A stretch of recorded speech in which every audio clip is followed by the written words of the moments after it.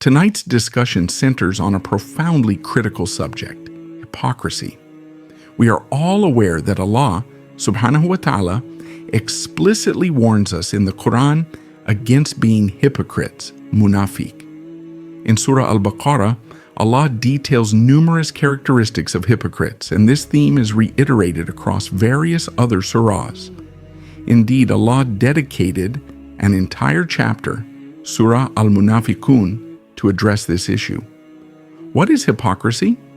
Hypocrisy manifests in two distinct forms. One, hypocrisy in belief. This form involves outwardly professing Islam while harboring disbelief, kufr, in one's heart. Such an individual may appear as a Muslim, participate in communal prayers, and demonstrate an Islamic identity externally, yet inwardly they harbor ill will toward Islam and the Muslim community. Their faith is superficial. In reality, they are adversaries of Islam. The Quran explicitly states that those who engage in this type of hypocrisy will be condemned to the lowest depths of hellfire eternally. There is unanimous consensus among scholars that hypocrisy in belief expels a person from the fold of Islam, constituting a graver condition than outright disbelief because it corrupts Islam from within by masquerading as faith. However, this will not be our focus tonight. 2. Hypocrisy in actions and behavior. Our primary focus is the second type, hypocrisy manifested through one's deeds. The Prophet Muhammad, peace be upon him, detailed this form in authentic hadiths recorded in Sahih al-Bukhari and Sahih Muslim, where he identified 4 key traits that define a hypocrite in behavior. When they speak, they lie. When they make a promise, they fail to fulfill it. When entrusted, they betray that trust. When they engage in disputes, they resort to abusive language. The presence of any one of these traits marks a person with a degree of hypocrisy until they abandon it. This type of hypocrisy does not expel a person from Islam. Let us examine its characteristics carefully. First, when such a person speaks, they habitually lie. They lie about everything, big or small. Lying becomes so ingrained that it evolves into a habit, to the extent that the individual may even begin to believe their own falsehoods. For instance, when asked about someone's whereabouts, they might claim the person is at location B, when in reality they are at location A. Such trivial lies become routine. For this behavior to be considered a sign of hypocrisy, lying must become a consistent pattern, an inherent trait of the individual. Thus, when a man or woman displays this behavior, we say they possess one of the traits of hypocrisy.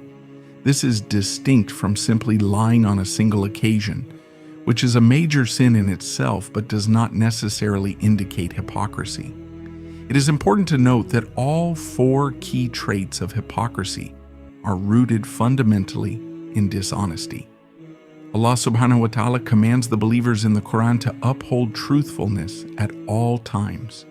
Therefore, a person who consistently lies has indeed adopted a trait of hypocrisy. While we do not outright label them as hypocrites, we acknowledge that they exhibit a trait of hypocrisy, nifaq. Persisting in any one of these traits is extremely dangerous, as it may ultimately lead the person toward the more severe form of hypocrisy that results in eternal punishment in hellfire. The second trait involves breaking promises. Those who fall into this category are characterized by making commitments they never intend to fulfill. When such an individual promises, for example, "I will do this for you," or "I will take you there," they already harbor the intention of not honoring their word. This is the hypocrite we are discussing, not a person who, due to unforeseen circumstances, is unable to fulfill a genuine promise. We are not referring here to an individual who fails to fulfill a promise due to unforeseen circumstances. Rather, We are addressing those who deliberately break their promises or never intended to honor them from the outset. Unfortunately, this behavior is all too common in our societies and communities.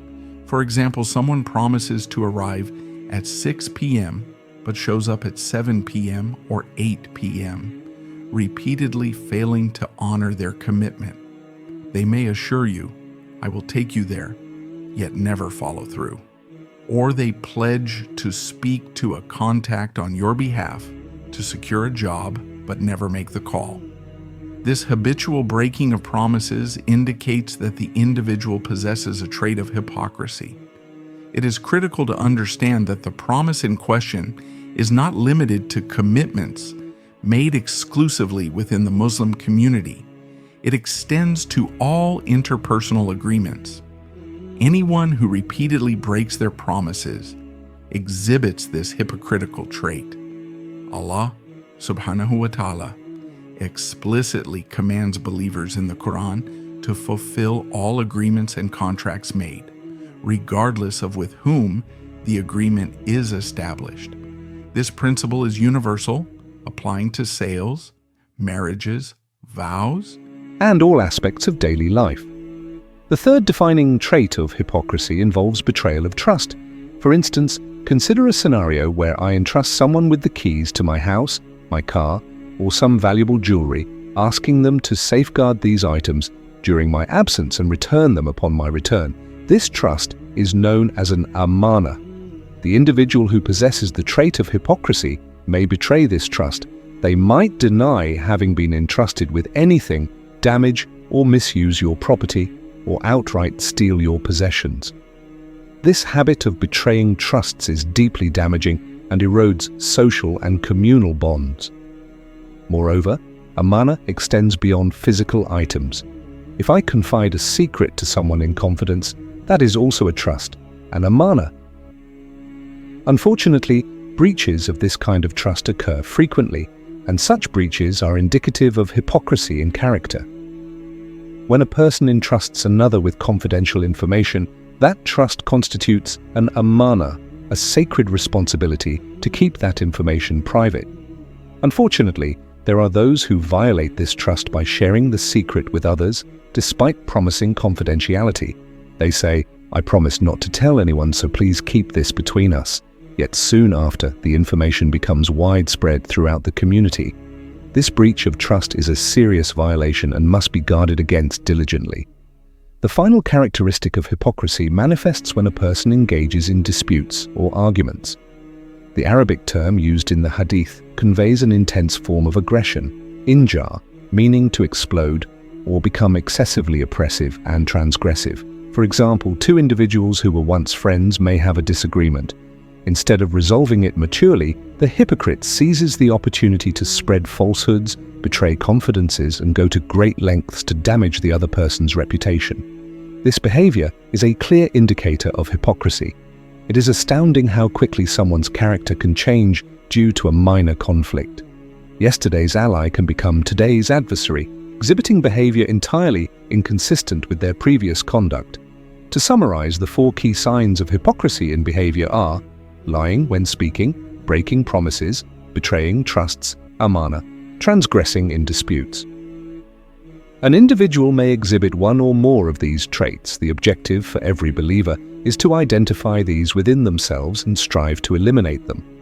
As a practical step towards spiritual refinement, we should sincerely supplicate to Allah, asking, "O Allah, purify our hearts from hypocrisy and cleanse our actions from ostentation." May this reflection inspire self-assessment, leading to the realization that by Allah's mercy, none of these traits reside within us. May Allah subhanahu wa ta'ala protect us from both forms of hypocrisy, and may He accept our final deeds as our best deeds, and our last words as those of sincere faith. Ameen.